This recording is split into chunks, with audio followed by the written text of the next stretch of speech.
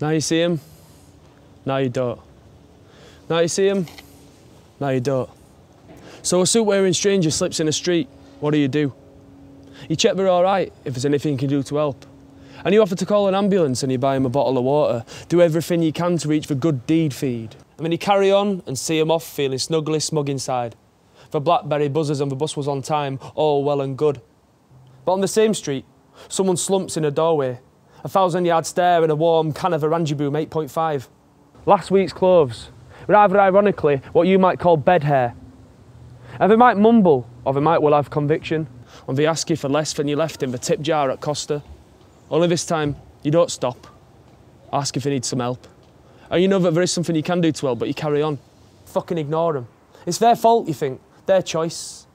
But 50p costs a whole lot more than acknowledgement as a fellow human being. Let me ask you something. How many times do you see a homeless person with a dog and instinctively feel sorry for the dog? And they say there's a system in place, a system to help the homeless become human again, for these inconvenient scourges on society.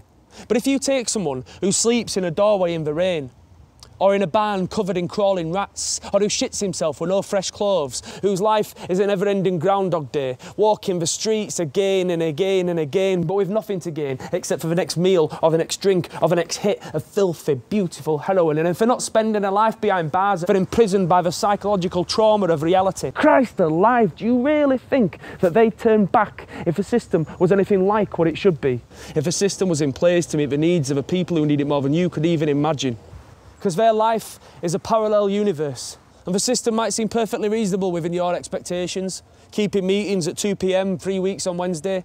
But this is a person who roams the streets 24/7, who's given up hope, given up trying. And the system, somehow, has given up on them too. If the people who were in place to help have given up, how the fuck do you expect these to even start? When should vulnerability ever meet blindly with disdain?